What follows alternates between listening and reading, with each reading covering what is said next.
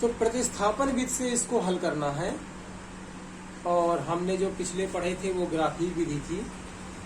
और इस अभ्यास प्रश्नावली, इस चैप्टर में आपके कम से कम 4 मेथड हैं। ठीक है, तो 4 विधियों से आप इस तरह के रेखीय युग्म समीकरणों का जो दिया हुआ है इनको आप हल कर सकते हैं। तो पहली विधि आपने पढ़ी थी ग्राफी विधि। अब ये दूसरी विधि हम पढ़ने जा रहे हैं प्रतिस्थापन विधि। कैसे करेंगे देखिए। तो नाम से ही पता चल रहा है कि ये प्रतिस्थापन है, अर्थात एक से दूसरा जो है स्थापित होगा, एक दूसरे का स्थान परिवर्तित करेगा। तो स्थान परिवर्तित करा करके जो है हमें इनको हल करना है। कैसे करेंगे देखिए। तो एक को मान लेते हैं हम पहला समीकरण और एक दूसरे को मान लेते हैं हम दूसरा समीकरण। तो दूसरे का समीकरण से ही शुरुआत करते हैं। आप किसी भी समीकरण से शुरुआत कर सकते हैं। तो हम कर रहे हैं दूसरे से। तो दूसरे समीकरण में आप देखिए ये दिया हुआ है। तो इसमें से x को यहीं पर बराबर के इधर ही रोक लेते हैं और जो दूसरा हमारा चर संख्या है y उसको हम बराबर के दूसरी तरफ भेज देते हैं। तो ये 4 का 4 और ये ऋण का y था तो इधर आकर के हो गया धन का y। अब x के इस मान को हम कहां से प्राप्त किए हैं? समीकरण 2 से। तो अब इसको हम रख देंगे समीकरण 1 पर, प्रतिस्थापित कर देंगे। तो यहां पर हम लिखेंगे x के इस मान को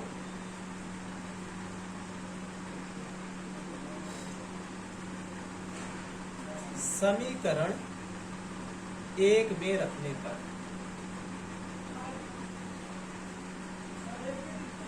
तो रख देते हैं। तो समीकरण 1 क्या है हमारा? ये है। अब इसमें हमें x का ये मान रखना है। जब x का हम ये मान इसमें रखेंगे तो यहाँ से x हट जाएगा और जो x का मान है वो कहाँ पर आ जाएगा? x के स्थान पर आ जाएगा। तो ये देखिए आ गया, x यहाँ से हटा और x के स्थान पर कौन आ गया? x का मान आ गया। इसको आप पहले ब्रैकेट में भी लिख सकते हो यदि लिखना चाहो। और हमें दिख रहा है साफ साफ कि ब्रैकेट हटा भी देंगे तब भी हमें कोई समस्या नहीं है। तो हमने सीधे इसके ब्रैकेट को हटा दिया क्योंकि धन लगा हुआ था इसलिए।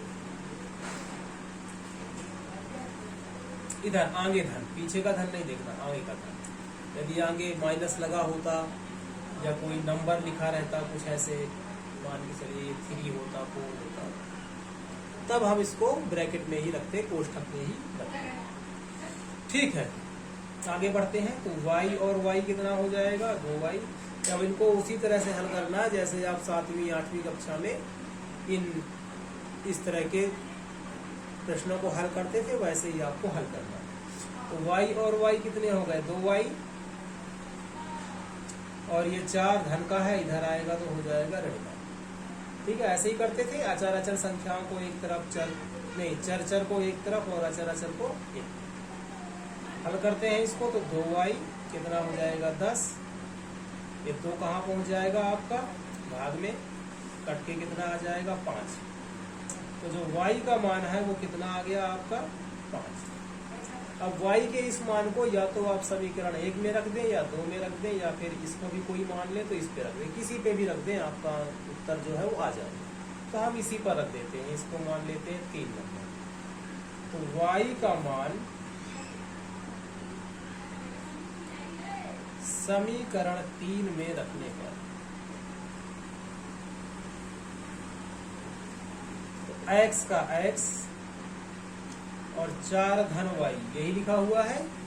तो y को हमें क्या रखना है? 5। तो y को हटाएंगे और क्या लिख देंगे हम? 5। तो देखिए कितना आ जाएगा? 9। अर्थात x का जो मान है वो कितना आ जाएगा? 9। तो एक उत्तर आपका ये हो गया और एक उत्तर आपका ये हो गया। आप चेक भी कर सकते हो। 9 5 तो 9 5 14, 9 में 5 घटाएंगे तो 4। दूसरे समीकरण पे आते हैं। तो ये इसको मान लिया हमने पहला समीकरण और इसको थोड़ा सा देखिए बटे बटे में लिखा हुआ है तो इसको सही से कर लेते हैं, फिर उसका नाम दे देते हैं हम दूसरा समीकरण। तो हम पहले इसको थोड़ा सा हल कर लेते हैं, इसी के जैसा बना देते हैं, इसी के जैसा, तब थोड़ा सा आसान रहेगा। ऐसे में भी कर सकते हैं पर हम थोड़ा सा इस तरह से बना लेते हैं कि बटे बटे की संख्याएं ना दिखें। तो क्या करेंगे हम, तो दोनों का एलसीएम ले लेते हैं, लासा ले लेते हैं, कितना आएगा 6। आप लेकर के भी ऐसे देख सकते हो। 3 2 6, 3 की टेबल में 6 2 बार में, तो 2 लिखेंगे और ऊपर का जो संख्या है वो लिखेंगे।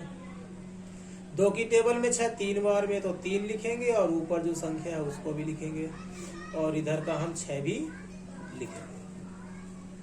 तो ये 6 देखिए किसमें है, बटे के नीचे अर्थात भाग में, इधर आएगा तो किसमें हो जाएगा, गुणा में। तो लिख देते हैं इसको।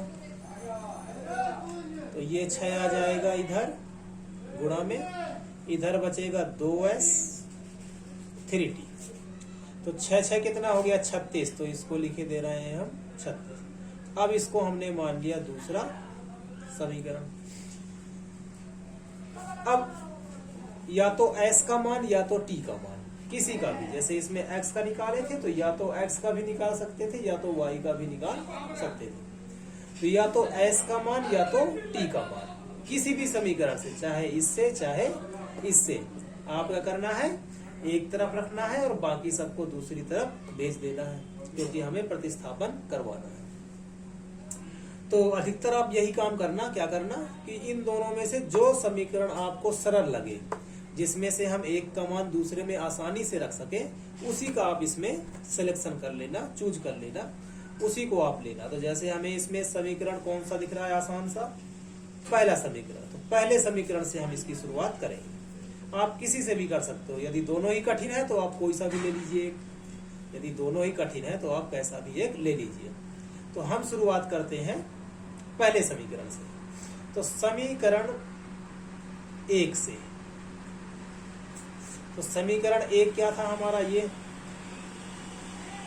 तो हमने s को यही रोका और t को भेज दिया बराबर के इधर, तो ऋण से क्या हो गया धन, और इसको हम रख देंगे किसमें, समीकरण 2 में। तो लिख देंगे यहाँ पर x के इस मान को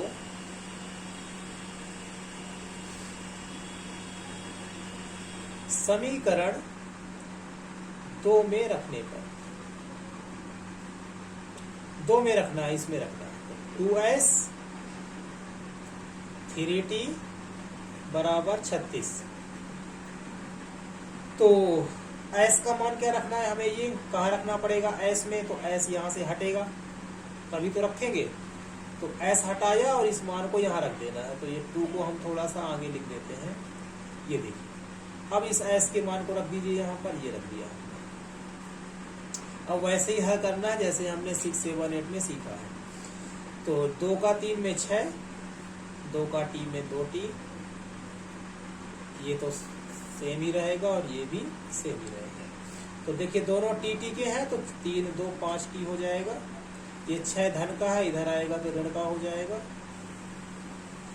और 36 में 6 घटाएंगे तो कितना आ जाएगा 30, तो इसको हम लिख देते हैं 30। अब ये t किसमें है, कोई निशान ना हो तो गुणा में है, इधर आएगा तो किसमें हो जाएगा भाग में। तो 6 5 30, अर्थात t का जो मान आया वो कितना आ गया आपका 5। अब t के इस मान को हम रख देंगे या तो समीकरण 1 में या समीकरण 2 में, या फिर इसमें भी आप रख सकते हो। इसको 3 मान लेते हैं हम, 3 में भी रख सकते हो आप। तो हम आसान कौन सा दिख रहा है हमें, तीसरा वाला, तो तीसरे पे ही रख देते हैं। तो s बराबर 3 + t, यही लिखा हुआ है। तो t को हटा करके हमें क्या लिख देना है 5। तो s की जो वैल्यू है वो कितनी आ जाएगी 5 3। चेक करके देख सकते हो, s - t अर्थात s - t, तो 8 में 5 घटाया कितना आ गया 3, और ये देखिए 3 लिखा हुआ है। ऐसे ही दूसरे को भी आप चेक कर सकते हो। तो हमने यहाँ पर आसान मान के लिए लिया है। अभी आपके को बहुत प्रश्न करने हैं, तो जिसमें दोनों ही कठिन जैसे दिखाई देंगे, ये वाला भी ये वाला भी, तो उनको भी हम करेंगे, उनको आप अगले वीडियोज में देख सकते हैं।